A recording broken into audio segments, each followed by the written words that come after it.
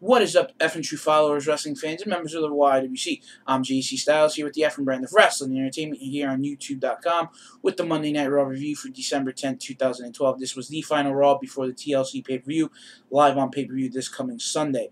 That was a pretty interesting Raw tonight. I'm not going to lie, I enjoyed it a little bit. And I'm just going to briefly talk about each segment, give you my quick thoughts, and then move along. So we start off the show with Dolph Ziggler in the ring standing on top of the ladder. He talks about his match with John Cena and that how John Cena has had his chance and lost the Money in the Bank briefcase after cashing it and being the first person to lose. He then talks about how John Cena keeps getting handed title shots after title shots after title shots where people have to scratch and claw to get to where they are. We then see Sheamus come out, talks about, to comment more on what Ziggler was talking about, and then starts talking about the Big Show and what he plans on doing to the Big Show in the chairs match this Sunday. Then the Big Show comes out, and then they all start interacting, and they start trying to, they work a pretty good segment together. I'm not going to lie, it was very good to see these three personalities, intertwine with one another because you don't get to see that on a regular basis. We then, right before commercial, we see Vince McMahon walking backstage, and then when we come back from commercial, we see Wade Barrett in the ring. And right before R-Truth is scheduled to come out, Vince McMahon's music hits and says he would like to call out Vickie Guerrero. And that they talked about the main event of tonight's Raw, which would be Big Show versus John Cena. He calls out Vickie for making out that match and says that he wants to add 2 more main events to tonight's Raw. And he once again courses Dolph Ziggler into a match against the Great White Sheamus, which we saw later on, and then AJ to face Vickie later on in the night as well. Then we go on to R-Truth coming out, and he's got a big smile and cheery on his face. During this match, we had the specialty of hearing Kofi and Cesaro out on commentary and communicate with one another, talking about talking about their matches at the pay-per-view. And then they kind of got into an exchange words a little bit about Kofi's style of wrestling compared to Cesaro's style of wrestling, which I thought was very interesting. We then go into a phenomenal match. R-Truth picks up the win with a roll-up, and then we see Kofi jump into the ring and do a crossbody onto Wade and says, "You never take your eyes off me. Never take your eyes off me. You got to watch us. You got to watch us."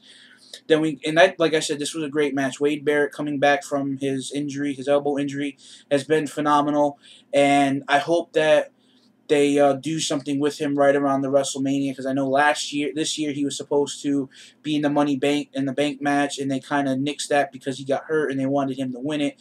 So I'm hoping that they plan on doing something with the Money in the Bank this year at WrestleMania, maybe keeping that same momentum going and have him pick up the Money in the Bank briefcase. So I think, honestly, putting the Intercontinental Championship back on on Wade Barrett is just a waste, because the guy's got God-given talent, and he's proved it in 2010 when he was the leader of the Nexus, and he was in the main event against John Cena and in the main event against Randy Orton. He proved that he could be in the main event level.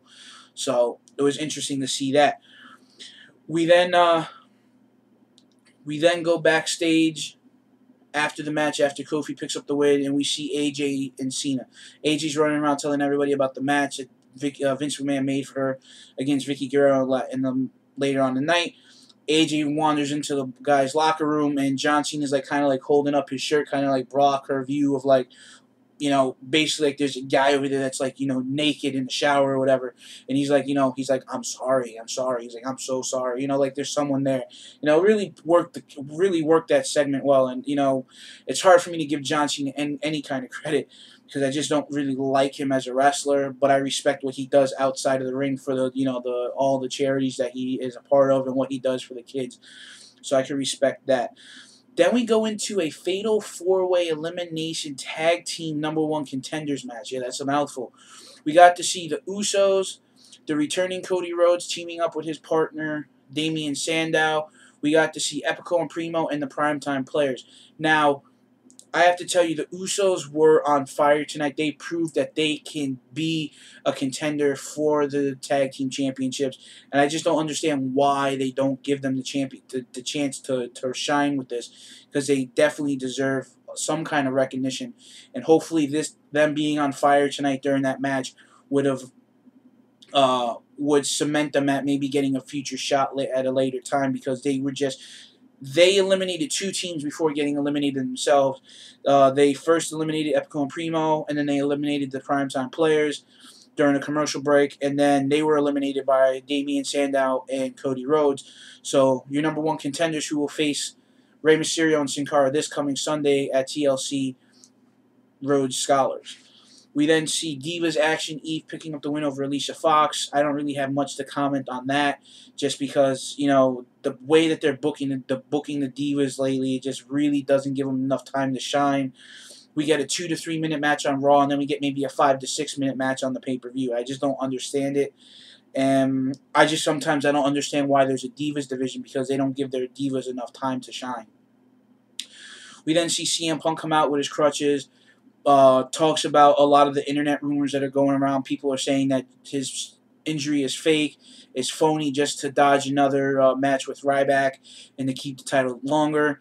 Then Paul Heyman gets on the mic and says they're really starting to tick him off, that CM Punk deserves respect. He's got a legitimate injury.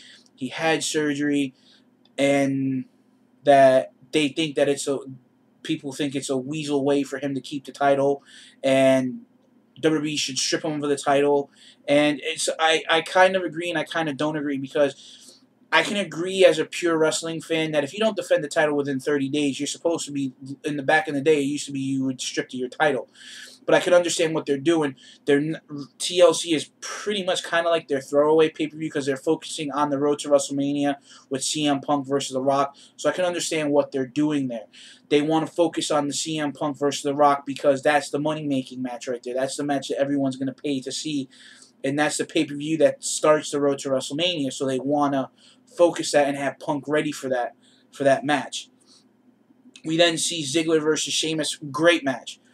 Sheamus wins by DQ when Ziggler goes outside the ring and grabs a steel chair. Now, the arena was set up with flatters, tables, and chairs surrounded the arena, and it was actually pretty cool. It looked like a Monday Night Raw meets TLC pay-per-view, so it was actually pretty sweet to see. Phenomenal match. Ziggler shows that's why he is the show-off. He did a phenomenal job. I understand the reason why they had him, lose by DQ, because, Sheamus was just, giving it to him, but then he was giving it back to him. And it was just very interesting to see. We then see Alberto Del Rio take on Zack Ryder in a quick match. It was a pretty good match. Zack Ryder held his own. It was a great match. I thought that Zack Ryder did a very phenomenal job. Zack Ryder, I think, has lost a lot of momentum that he had earlier this year, and he's back not being utilized like he was this time 2 years ago, where he wasn't being utilized. No, they didn't know what to do with him. They stuck him on Superstars, and then they used his show, the Long Island Ice Z show, True Hollywood Z Stories, or whatever it was called, and they used that to kind of catapult him. AJ and Vicky, again, another filler match. Just as you thought AJ was going to get her retribution and get her hands on Vicky, out comes walking Brad Maddox with his referee gear on. Vicky didn't know why he was there after AJ laid Vicky out with a friggin' nice slap to the face. She went for the pin. Maddox didn't go for the count. Then when Vicky rolled up AJ, and he did a fast count on AJ, so it was just another match that I didn't understand why they put it on the show. That's what they were going to do.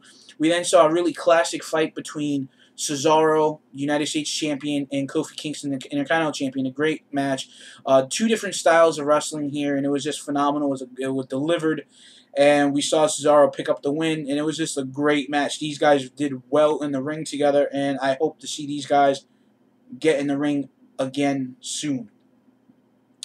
We then see Cena versus The Big Show. Ziggler's on commentary, and I was very pleased because Ziggler, usually when he's on commentary, he's usually a kind of a prick. Excuse my language. He has that cocky arrogance, and it was pretty cool because he came out, he shook Cole's hand, and then he said, "Hey, Jerry, glad to have you back." He shook Jerry's hand, and there was a really good, interesting segment with him out at the commentary.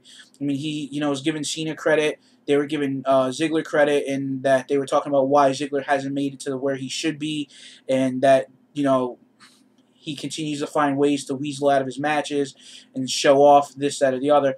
So it was a really good, interesting way that they did that. Cena and Show, excellent main event.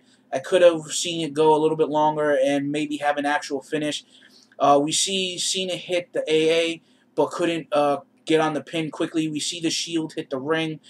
Then we see a big brawl. We see Kane and Daniel Bryan run out, and then Sheamus comes running out, and then after Sheamus comes running out, you see Ziggler jump in the ring, and Big Show gets put through a table by Cena, and then after you see this, Ryback comes running out and makes the save, and then all of a sudden you just see this really big brawl to end the night.